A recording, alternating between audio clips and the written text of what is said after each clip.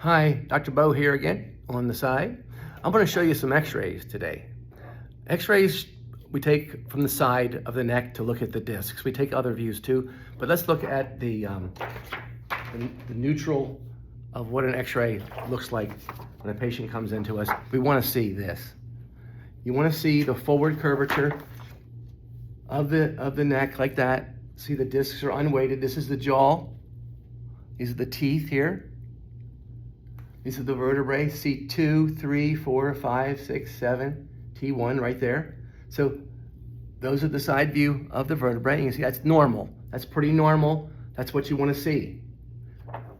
So after that, when the head goes forward and a patient has like a forward posture, right? It starts to squeeze the discs in the front. And now we're seeing the head and the teeth, and this neck is straight. That's no good. That's putting pressure on the discs, right? And the discs are being lost here. We call this lipping and spurring. You see the extra calcium the body's putting in there. And again, in my mind, it's trying to make this vertebrae look like this one. See, there's no discs up here. No disc between C1 and C2. No disc between C1 and C2. So from so much pressure, the disc at C5, 2, 3, 4, 5, 6, that we call that the fifth disc. That's in trouble. That's being squeezed. And you can see it's going bye-byes. It squeezed the water out of it. And then to go further, the body's put calcium here, again, trying to make it bigger and tougher. Again, people call that degenerative joint disease. I do not believe it's a disease. It's a normal adaptation to stress. If I keep tapping that and tapping that and tapping that and tapping that for many years, the body will build up a reaction to that. It puts calcium in the way there, and it tries to stiffen up this part to make it stronger. Now notice C3 here. C3 is almost looking like brand new. It doesn't move much. This is stuck from birth trauma. That's why we work mainly here on patients, because if we can get this moving and back in the game, who gets less work? C5 gets less work. So that's why we work up here. That's where your head turns. There's no disc here. So your head turns there all day long, no penalty. And if you lock that up, if you get pressure back in here, and that's where we adjust people and line them up, make them softer there, make this turn, that takes workload off of this. And this can get a chance to stop getting worse. And it usually takes a lifetime to make it reverse. And you can see below, look at below the C5 disc. It looks pretty brand new down here.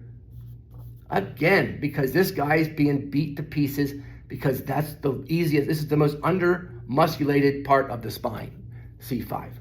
Now, if that continues, let's look at the medical solution. The medical solution is very interesting. What did they put in there at C5? They put a bracket. And they screwed the bracket into C5, let's see, 2, 3, 4, 5, 6, 7. So C5, 6, 7 fusion. We have a C5, 6, 7 fusion. These are never going to move ever again because that bracket is screwed into there. But look at the top of the neck. Look closely at that top. Zoom in on that. It almost looks unused. C1, C2, C3, C4. Almost totally unused. The discs look good. A little bit of, right where you approach the hypermobile segments here at 5, 6, 7, you see a spur starting to form right there above that screw. And that's where they said, okay, let's fuse that and stop that from moving anymore and hold these holes open where the nerves come through. And that usually works pretty good. If you can survive the surgery of it, in fact, that's what causes more trouble, is actually getting to there. It sounds real good. That's why x-rays look good, because you're just working right there. But what about all the tissue? I mean, the neck structure comes out almost that far. I mean, the neck, the side of my neck would be way out here, you see? So they got to go through all that tissue to get to that vertebrae. And that's usually what makes the post-surgical a problem. Patients come in for years. They come in, oh, doc, I had the surgery done. I feel so much better. I said, oh, cool, cool, cool. About a year later, they come in, doc, it's all bad again, because after a year of adapting to the surgery intervention, there's a problem with nerve compression again. So the problem is not the idea of what they did, but to do it, to do this wonderful thing, it's causing a lot of tissue destruction to get to there.